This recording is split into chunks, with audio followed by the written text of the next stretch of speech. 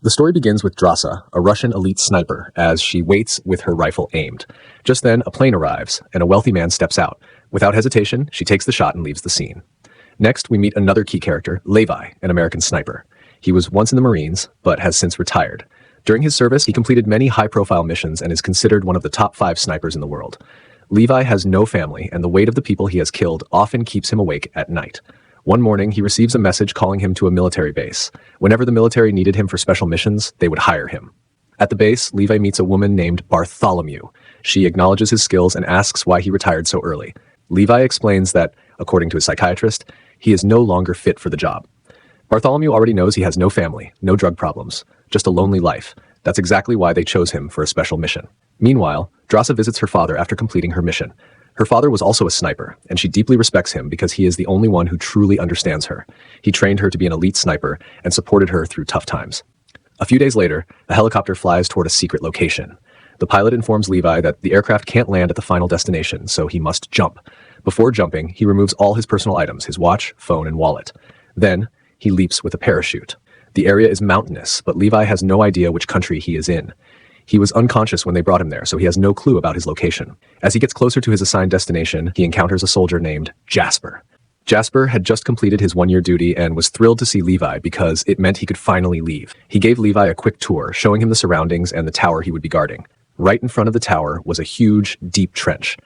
Because of the thick fog, it was impossible to see what lay below. On the other side of the trench stood another tower, identical to Levi's, equipped with the same weapons and machines. Jasper explained, "That's the East Tower.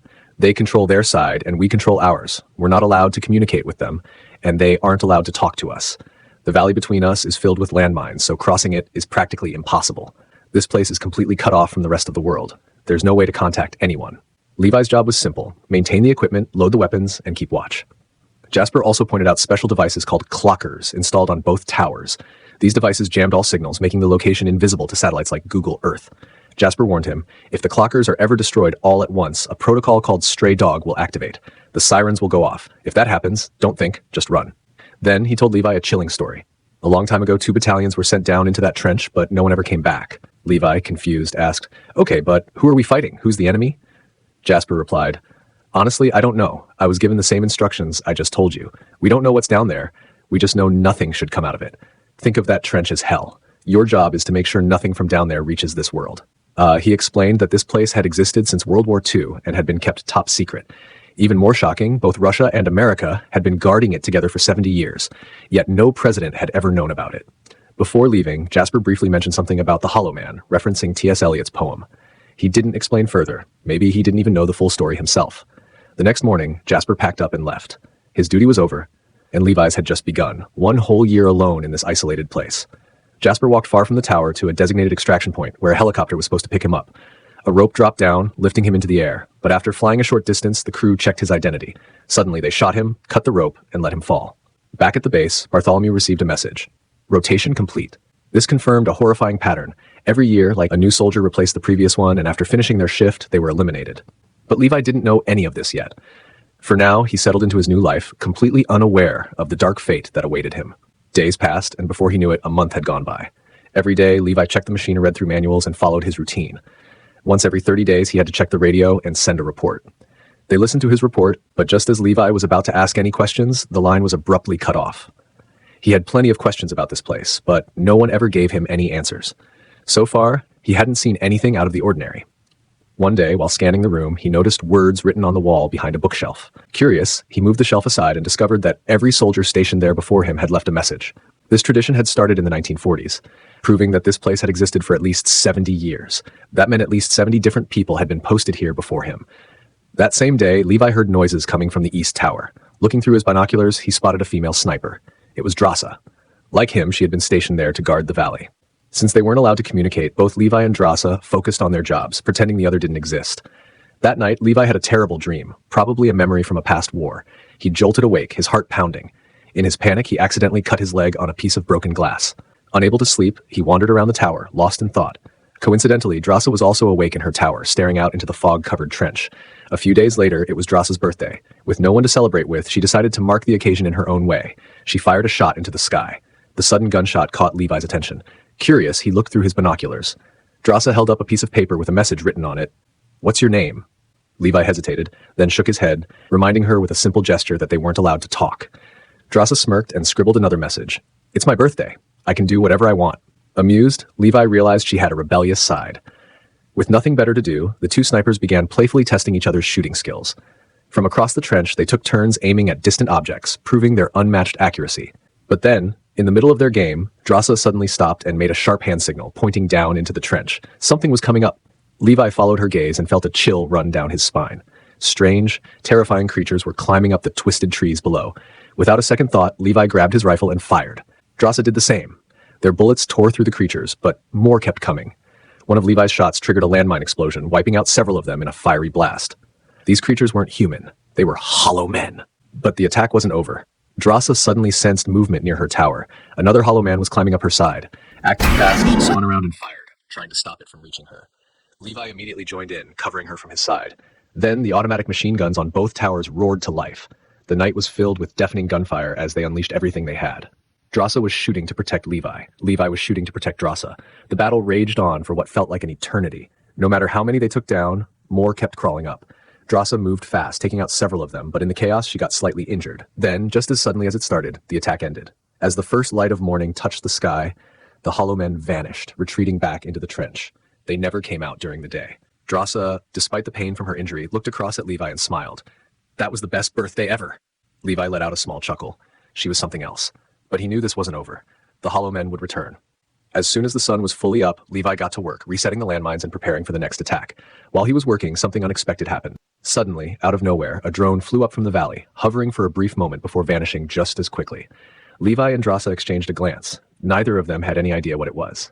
They didn't realize it yet, but that drone would be important later. 2 months passed, and December arrived. Wanting to impress Drasa, Levi gathered some light bulbs and built a small makeshift Christmas tree inside his tower. Every day, they found small ways to communicate, even playing chess from a distance by using marked boards. Over time, their bond grew stronger. One night, Drasa held up a sign, "I'm feeling lonely." By now, Levi had completely fallen for her. He couldn't bear the thought of only seeing her from a distance anymore. That night, he came up with a risky plan, one that would allow them to finally meet in person. Using a modified rocket, he attached a rope to it and fired it into the forest near Drasa's tower.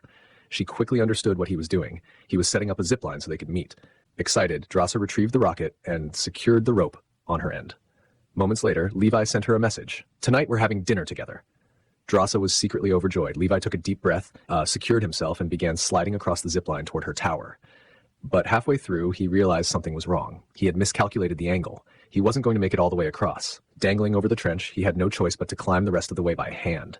It was incredibly dangerous, but somehow he managed to reach her tower safely. When he finally stood before her, he held out a small bouquet of flowers as a gift. Drasa smiled, touched by the gesture. For the first time, they were finally together.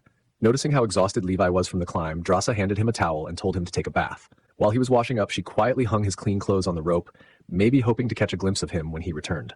Later that night, they sat down for dinner, talking for hours, growing even closer with each passing moment. By the end of the night, there was no doubt. They were in love. They made a promise. When their duty was over, they would leave this place together and never look back. The next morning, it was time for Levi to return to his tower. He secured himself to the zipline and began sliding back. But just as he was halfway across, a loud explosion echoed from the west. The hollow men attacked again. The explosion shook the ground, and in an instant the zipline snapped. Levi plummeted into the valley below. At the last second, he managed to open his parachute, slowing his fall. Seeing this, Drasa didn't hesitate. She jumped after him. As they descended, they finally saw what lay hidden beneath the fog. The valley below didn't look like Earth anymore. It felt like they had fallen straight into hell. Drasa landed in a fast-moving river, the current pulling her away. The chaos had only just begun. Drasa gasped as she surfaced, the raging river pulling her under again. She struggled, her limbs heavy with exhaustion. Worse, she had lost her climbing device, the only thing that could help her get back up. Desperate, she grabbed a nearby tree branch and used it to pull herself onto solid ground. Meanwhile, Levi hung unconscious from a twisted tree, his parachute tangled in the branches. He didn't notice the grotesque, tongue-like creature slithering toward him, its slimy body writhing in anticipation. The moment it lunged, Levi jolted awake. Without thinking, he pulled his gun and fired, blasting the creature's head apart. But the sudden movement sent him plummeting toward the ground. Before he could brace for impact, the gnarled roots below came to life, snapping up like living snakes. They coiled around him, tightening their grip, trying to pull him underground. Levi struggled, but the roots were too strong. Then, bang! Drasa, who had heard the gunshot, came rushing to his aid. She fired round after round, shredding the roots and freeing him just in time. Breathing heavily, Levi staggered to his feet with Drasa's help. But they weren't safe yet. They were trapped in this twisted, nightmarish world. What had once been a normal city was now something out of a horror story. Long ago, a failed experiment had released a strange chemical into the air. It mutated every living thing, fusing their DNA with other species. That's how the Hollow Men were created. Levi leaned on Drasa as they moved forward, his injured leg slowing him down. But just as they started to catch their breath, a terrifying sound echoed through the valley, inhuman shrieks and galloping hooves. A group of Hollow Men appeared, riding grotesque, mutated horses, their deformed faces twisted in rage as they charged straight at them. Levi and Drasa didn't hesitate. They fired their weapons, taking down the monstrous riders one by one. The creatures were powerful, but they weren't invincible. After a fierce battle, the last of them fell. But as Levi examined the remains, his blood ran cold. The uniforms, these Hollow Men were once soldiers. The same battalion that had been sent here decades ago. The chemicals hadn't turned them instantly. It took time. At least 5 days. That meant if Levi or Drasa had been exposed, they wouldn't know right away. They could already be infected and have no idea. Levi gritted his teeth. We need to find the zipline. If they could reach it, they could climb back up and escape. As they pushed forward, they witnessed horrifying scenes, signs of past struggles, half-mutated corpses, rusted weapons scattered across the ground. The valley wasn't just a battlefield, it was a graveyard. Finally, they reached an old abandoned church and rushed inside, seeking shelter from the Hollow Men outside. But what they found inside was far worse. A group of human skeletons lay huddled together, their remains untouched. Drasa's eyes widened. The Hollow Men didn't kill them. Levi swallowed hard, his stomach twisting. They had taken their own lives. They had chosen death over becoming monsters. There was no other way out. Levi and Drasa stood in eerie silence, the weight of the tragic scene sinking in. But before they could react, a spider-like creature with a long, whip-like tongue suddenly lunged at them. Bang! Bang! Gunshots rang out as they fought back, but the noise attracted more Hollow Men. The creatures swarmed toward them. Despite being outnumbered, Levi and Drasa were trained soldiers. They fought fiercely, dodging attacks and taking down their enemies one by one. It was a brutal battle, but in the end, they survived. Breathing heavily, they realized the church wasn't safe. They had to keep moving. Spotting an abandoned facility nearby, they ran toward it, hoping to find shelter. Inside, the air was cold and stale. Dust-covered equipment lined the walls, and flickering lights barely illuminated the space. As they explored, they stumbled upon something chilling. An old laboratory. This was where it all began. A broken console sat in the corner, and beside it, a stack of dusty tapes. Levi picked one up and inserted it into the nearby player. The screen flickered to life. A female scientist appeared on the screen, her eyes filled with regret. In a shaky voice, she revealed the horrifying truth. The chemical wasn't released by accident. It had been absorbed by the people who worked in the lab. Her voice trembled as she confessed, "We created this weapon of destruction." She hadn't wanted it to spread. She had tried to stop it, but by then, it was too late. She herself was already changing. According to her, most people were immune at first, but after 5 days, the mutation would begin. Levi and Drasa exchanged a worried glance. What if they had already been exposed? Determined to find a way out, they searched the lab. That's when they discovered something even more alarming. A row of modern computers. Someone had been here recently. Levi quickly hacked into the system. What he found sent a chill down his spine. A secret organization called Dark Lake was behind everything. They weren't part of any government. Their true purpose was far worse. They had been experimenting on soldiers, trying to create superhuman warriors. The mutations in the valley. Dark Lake had been studying them. Levi's mind raced as he connected the dots. The drone they had seen earlier, it wasn't random. It had been collecting samples. And the guards stationed at the towers, they weren't there to protect the world from what was inside. They were there to make sure nothing escaped. A sickening realization hit Levi. Dark Lake didn't send them here to fight. They sent them here to die, just like Jasper before them. Drasa's breath hitched as another painful truth dawned on her. Her father had known. Before she left for the mission, he had told her he was going to take his own life. She hadn't understood it then. But now it all made sense. She clenched her fists. She had been sent here to die, just like Levi, and now they were both completely alone. Levi dug deeper into the system logs, and that's when he found something even worse, the stray dog protocol. It was Dark Lake's last resort. A nuclear bomb was buried deep underground. If this place was ever at risk of being exposed, they would detonate it and erase everything.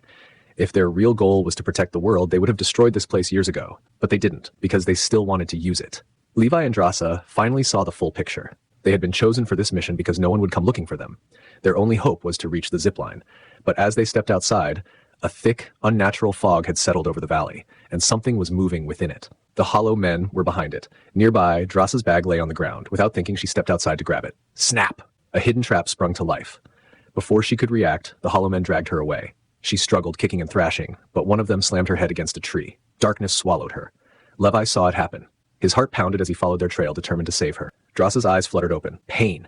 She was tied up inside the Hollow Men's lair, her body aching. A sharp piece of wood was lodged in her side, blood seeping from the wound, but she wasn't the type to give up. Ignoring the pain, she broke free, tearing through the bindings. As she stumbled forward, one of the Hollow Men lunged at her. This one was different, stronger, more vicious. She fought with everything she had, but her strength was fading. Just as the creature overpowered her, forcing her to the ground, bang! A gunshot echoed through the lair. Levi burst in, his weapon smoking. The creature collapsed, lifeless. Drasa gasped for breath, her body trembling. The moment she realized she was safe, she collapsed into Levi's arms. But Levi wasn't looking at her. He was staring at the creature they had just killed. His face went pale. He recognized it. This hollow man was once the first guard ever sent to the tower, the very one who had named these creatures. He had become one of them. Drasa swallowed hard. "Where are we?" she whispered. Levi's voice was grim. This place was built for weapons, but now it's exile. As they moved deeper into the eerie ruins, the air grew heavier. The walls pulsed as if alive, and a foul stench filled the air. Then they saw it. A massive, mutated creature blocked their path. It was unlike anything they had seen before. Twisted, grotesque, almost alien, yet somehow it still had human features.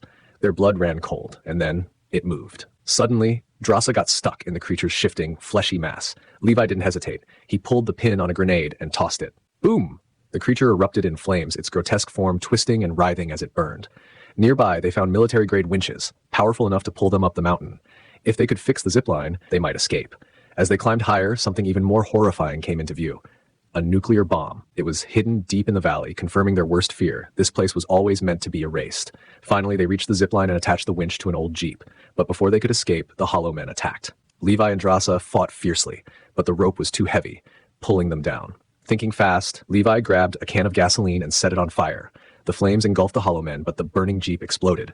They barely made it out alive. Levi collapsed, his leg torn up, bleeding heavily, but they had escaped.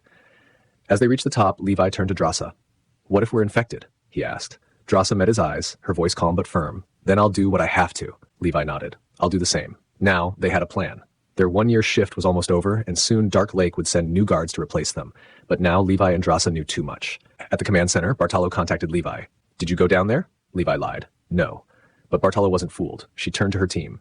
"Levi is compromised. That's my mistake. We need to eliminate them both." The next day, Bartolo and her team arrived at the tower. But Levi and Drasa were nowhere to be found. Instead, they had secretly planted bombs around all the surveillance towers. Boom! The explosions took down every military drone in the area.